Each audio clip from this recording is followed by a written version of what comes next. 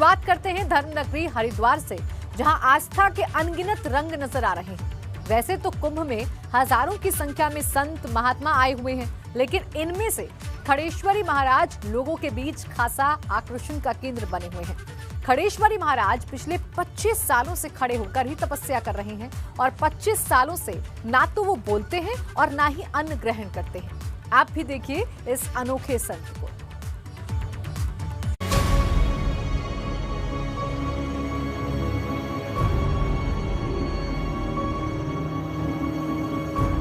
ये बात सुनकर आप हैरान जरूर होंगे कि 25 सालों तक आखिर कोई सिर्फ खड़ा कैसे रह सकता है। लेकिन जब ईश्वर भक्ति की लगन लग जाए तो सब कुछ संभव हो जाता है। यही वजह है कि हरिद्वार पहुंचे हठी बाबा पिछले 25 सालों से खड़े होकर तपस्या कर रहे हैं। इसीलिए वो खड़ेश्वरी महाराज के नाम से मशहूर है। वैसे इनका असली नाम विद्यासागर महाराज है, जो सामान्य दिनों में दिल्ली के यमुना के किनारे करोल बाग में निवास करते हैं और इन दिनों हरिद्वार महाकुंभ के लिए आए हैं। खड़ेश्वरी महाराज के सहयोगी संत महंत खुशहाल गिरी की माने तो महाराज ने मानव जाति के कल्याण और विश्व शांति के लिए हठ योग अपनाया है। यमुना जी में, दिल्ली में उनका आश्रम है, यमुना जी नहर में, वहीं आप जीवन व्याप्ति महाकुंभ में आए हैं। हाँ, कुंभ में। कब तक यहाँ रहेंगे? जब तक शाही स्नान पूर्ण हो जाए 27 अप्रैल तक वो यहाँ है। हट्टी का मतलब क्या होता है? जनता जनार्दन की पूर्ति करना, वो हटी है, कोई स्वयं के लिए हट नहीं। बाबा खड़ेश्वरी महाराज 25 सालों से खड़े होकर ही सभी क्रियाएं करते हैं। उनके सहयोग के लिए उनके 2 शिष्य हमेशा साथ ही रहते हैं। इतना ही नहीं, खड़ेश्वरी महाराज पिछले 25 सालों से मौन भी हैं और अन्न की बजाय केवल फल खाकर ही अपना निर्वाह कर रहे हैं। क्योंकि ये 25 साल से खड़ेश्वरी हैं, मौनी हैं, अन्न नहीं खाते हैं, जल दूध का पान करते हैं। तो कब तक इन्होंने ये प्रण लिया है? कब तक ऐसे ही रहेंगे? जब तक जीवन में सांस है, जब तक परमपिता परमात्मा का भजन करेंगे। हरिद्वार महाकुंभ में खड़ेश्वरी महाराज इस समय भक्तों की आस्था का केंद्र बने हुए हैं और तमाम श्रद्धालु विश्व शांति के लिए आजीवन खड़े रहने वाले इस अनोखे संत का आशीर्वाद लेने बैरागी कैंप पहुंच रहे हैं। एबीपी गंगा के लिए हरिद्वार से पंकज राणा की रिपोर्ट।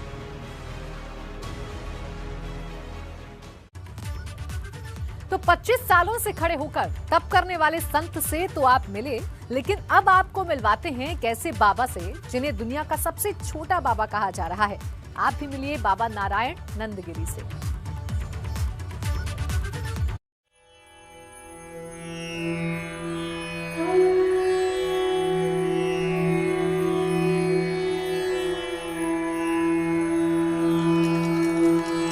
धर्म नगरी हरिद्वार इन दिनों कुंभ के रंग में पूरी तरह रंग चुकी है। दुनिया के इस सबसे बड़े आयोजन में साधु संत भी अलग अलग रूपों में नजर आ रहे हैं, जिन्हें देखकर श्रद्धालुओं की भीड़ इकट्ठा हो रही है।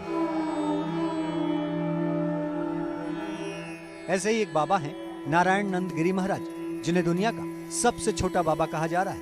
लेकिन उम्र में नहीं, इन्हें लंबाई में दुनिया का सबसे छोटा बाबा कहा जा रहा है। कुंभ में बाबा से आशीर्वाद लेने तमाम श्रद्धालु हरिद्वार पहुंच रहे हैं। दरअसल नारायण नंदगिरी महाराज जूना अखाड़े के नागा बाबा हैं, जिनकी लंबाई मात्र 18 इंच है और वजन भी 18 किलो के ही करीब है।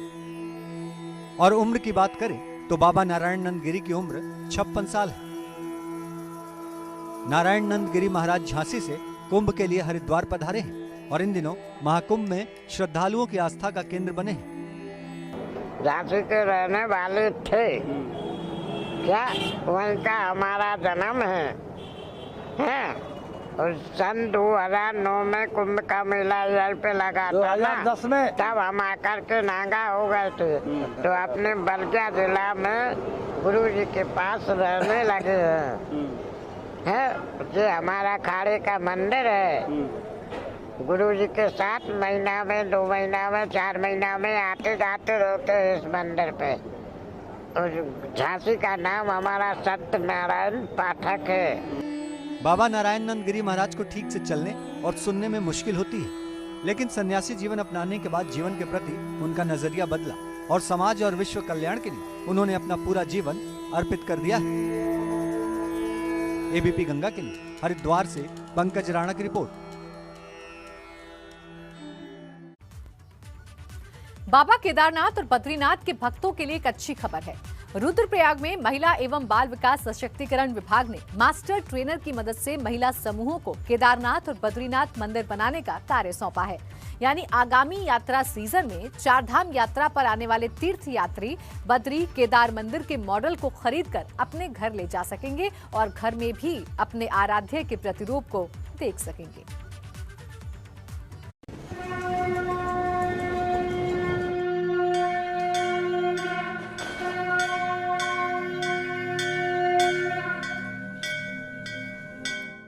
भक्त और आराध्य का रिश्ता बेहद अनोखा होता है। भक्त चाहता है कि किसी न किसी रूप में उसके आराध्य हर वक्त उसके सामने रहें, ताकि वो खुद को अपने आराध्य से जब चाहे जोड़ सके। ऐसी ही कुछ आस्था केदारनाथ और बद्रीनाथ से जुड़े करोड़ों हिंदुओं की है, जो हर साल लाखों की संख्या में अपने आराध्य के दर्शन करने केदारनाथ और बद्रीनाथ पहुँचते हैं। और हर श्रद्धालु की यही इच्छा होती है कि वो यहाँ से अपने आराध्य का कोई न कोई प्रतिरूप लेकर जाएं और अपने घर में उसकी आराधना कर सके।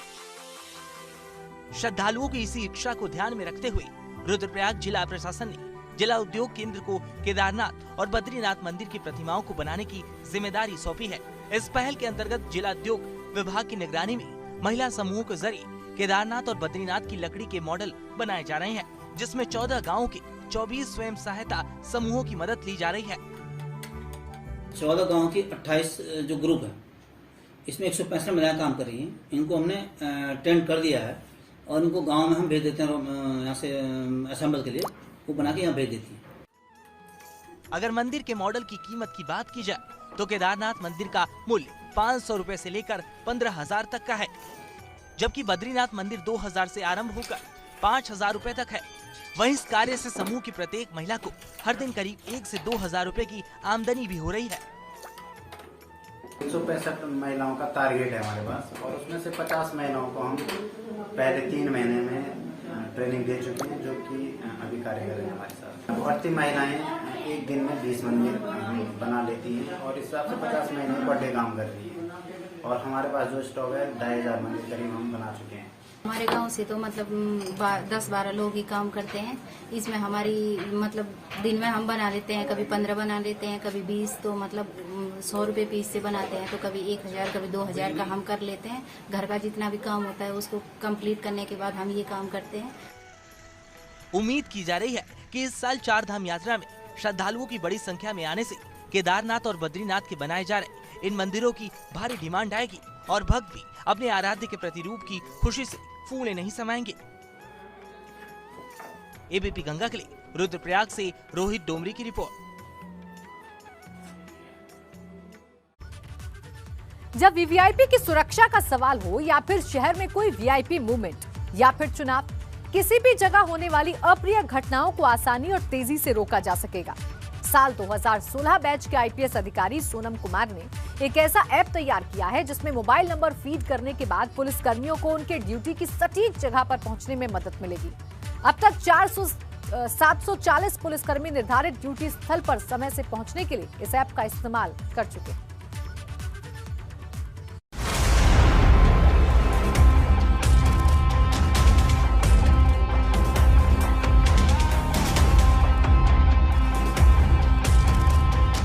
ये हैं गोरखपुर के एसपी सिटी आईपीएस अधिकारी सोनम कुमार। सोनम कुमार ने इलेक्ट्रॉनिक्स में इंजीनियरिंग की है और शुरुआती दिनों में उन्होंने अमेरिकी कंपनी में कुछ दिन नौकरी भी की, लेकिन साल 2016 में आईपीएस में उनका चयन हो गया।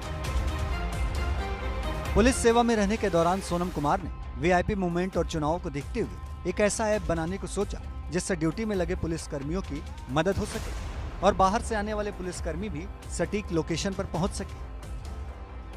अब अपने तमाम अनुभव और इंजीनियरिंग के ज्ञान से सोनम कुमार इस डीडीएमएस ऐप यानी डायनेमिक ड्यूटी मैनेजमेंट सिस्टम को बनाने में सफल हो चुके हैं। दिल्ली विश्वविद्यालय से इलेक्ट्रॉनिक्स कम्युनिकेशन इंजीनियरिंग की थी। इसके बाद मैं कुछ साल जो है एक प्राइवेट अमेरिकन कंपनी में काम करता था। तभी थोड़ा इंटरेस्ट आया था इन चीज़ों में और अभी उस नॉलेज को यूज़ करने का मुझे मौका मिल रहा है।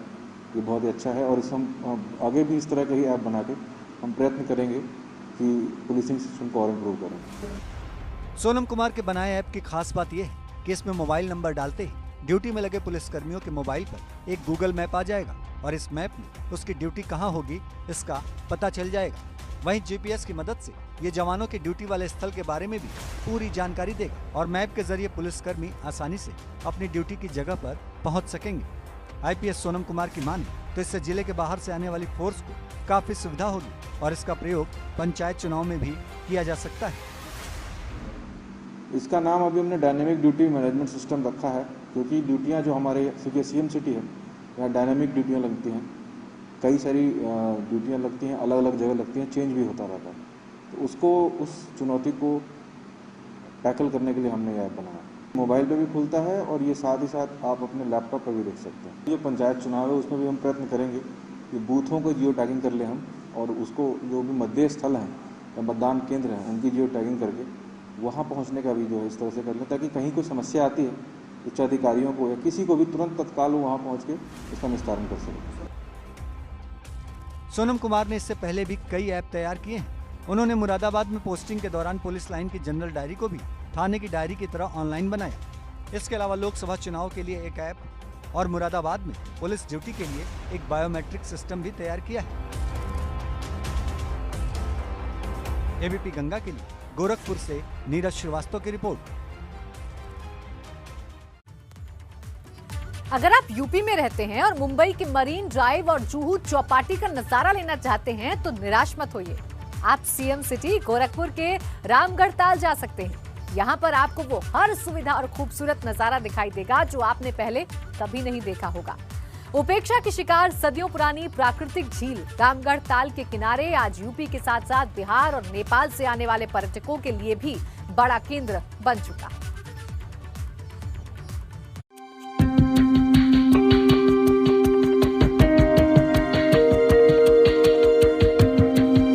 सदियों पुरानी गोरखपुर की रामगढ़ झील के आसपास का नजारा आज पूरी तरह बदल चुका है। महज 4 साल पहले सूरज ढलने के बाद लोग यहाँ आने से डरते थे और गोरखपुर के आधा दर्जन नालों का गंदा पानी गिरने से ताल एक गंदे नाले में तब्दील हो चुका था, जिसकी वजह से यहाँ हमेशा एक दुर्गंध फैली रहती थी, जिससे लोग यहाँ आने से कतराते थे। लेकिन अब यहाँ देर रात तक लोगों को घूमते देखा जा सकता है और झील के सामने वाली सड़क पर जुहू चौपाटी जैसा नजर मनमोह लेता है। आते हैं तो ये पानी मतलब पानी भी साफ रहता है यहाँ का और इन्वायरमेंट बहुत अच्छा है। फैमिलीज के साथ आते हैं हम सारे लोग, फ्रेंड्स के साथ आके यहाँ घूमते हैं, बहुत अच्छा लगता है सबको। एकदम पहले से तो बहुत अच्छा हो गया, मतलब पहले के कंपैरिजन इन्वायरमेंट यहाँ का। जैसे पहले लोग यहाँ पे आना गर्ल्स नॉर्मली स्टूडेंट्स भी उतना प्रेफर नहीं करते थे, बट अभी देख के मतलब सेफ्टी जैसा फील हो रहा। एंड हाँ मतलब अपने फ्रेंड्स फैमिली किसी के साथ भी आ सकते हैं हम यहाँ पे। अच्छा इन्वायरमेंट है, हर चीज़ अवेलेबल है, लाइक रेस्टोरेंट अवेलेबल है एंड काफ़ी चीज़ साफ़ सफाई भी। पानी पहले की कंपैरिजन साफ़ है। बोटिंग्स वगैरह की भी फैसिलिटी यहाँ पे देखने को मिल रही है, अच्छी भी है, काफ़ी अच्छी है। रामगढ़ ताल के कायाकल्प के बाद स्पीड बोट और जेट स्की की भी शुरुआत की गई है, जहाँ रोजाना सैकड़ों लोग बोटिंग का आनंद उठा रहे हैं।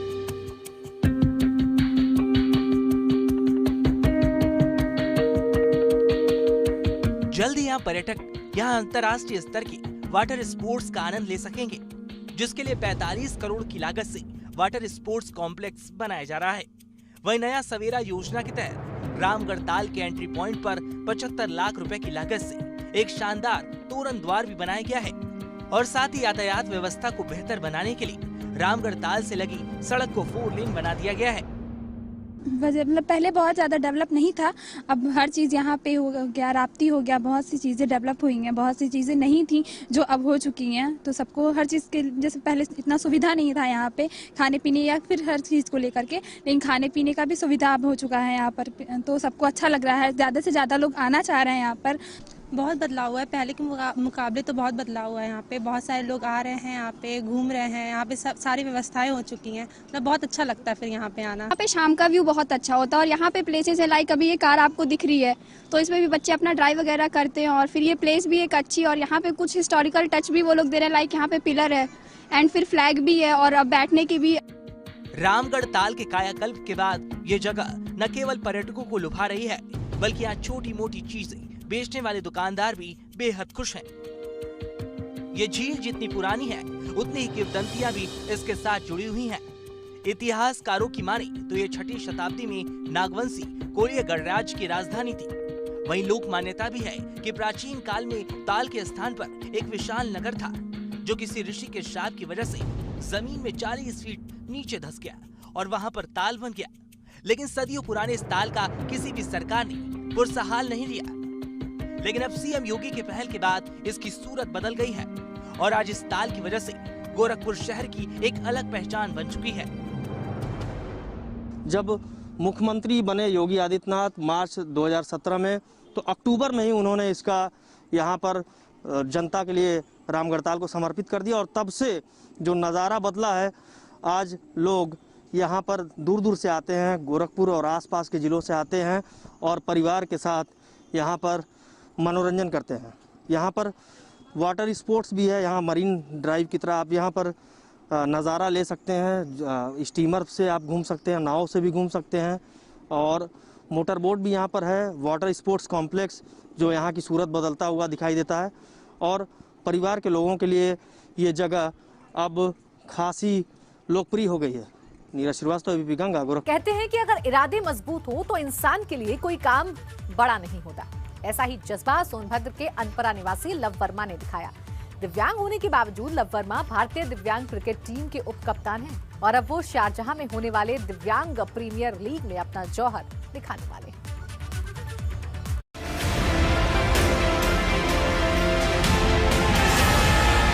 तस्वीरों में प्रैक्टिस ग्राउंड पर जमकर खेल रहे ये हैं para cricketer love Verma. Love Verma ने कभी अपनी दिव्यांगता को क्रिकेट के जुनून के आड़े नहीं आने दिया। अब उनकी इस प्रतिभा को देखते हुए उनका चयन दुबई के शारजाह में होने जा रहे दिव्यांग प्रीमियर लीग में हुआ है। लव वर्मा के मुताबिक उनका चयन दिल्ली चैलेंजर्स के लिए हुआ है। दिव्यांग cricket control board of India के महासचिव हारून रशीद के मुताबिक DPL 8 अप्रैल से 15 अप्रैल तक दुबई और शारजाह के स्टेडियम में खेले जाएंगे, जिसके लिए भारत से 90 खिलाड़ियों का चयन कर कुल 6 टीमें बनाई गई। ये सभी टीमें 6 अप्रैल को 90 खिलाड़ियों और 15 बोर्ड अधिकारियों के साथ नई दिल्ली के इंदिरा गांधी अंतर्राष्ट्रीय हवाई अड्डे से दुबई के लिए प्रस्थान करेंगी।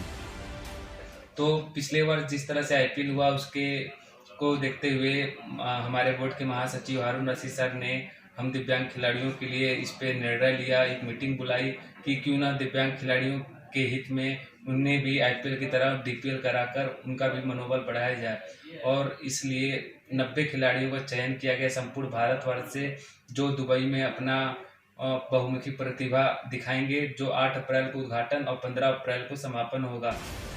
वहीं लव वर्मा के चयन पर मुंबई से क्रिकेट परफॉर्मेंस पॉइंट के डायरेक्टर आरिफ हुसैन ने उन्हें बधाई संदेश भेजा है। लव वर्मा का चयन हुआ है DPL दिव्यांग प्रीमियर लीग जो कि दुबई में खेला जाएगा। उनकी टीम है दिल्ली चैलेंजर्स। आप सबको बहुत बहुत बधाई, लव वर्मा को बधाई। उन्होंने क्रिकेट परफॉर्मेंस पॉइंट और प्रदेश देश का नाम रोशन किया।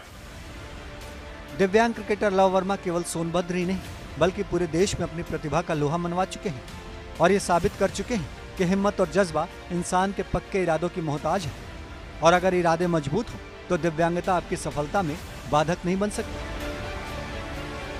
एबीपी गंगा के लिए सोनभद्र से संतोष सोनी की रिपोर्ट। जालौन के किसान अब परंपरागत खेती के साथ साथ पर्ल फार्मिंग यानी मोती की खेती की तरफ रुख कर रहे हैं। ऐसी ही एक मिसाल कायम की है सतहो गांव के विवेक पटेल ने, जो बेहद कम समय में मोती की खेती करके खास लाभ कमा रहे हैं।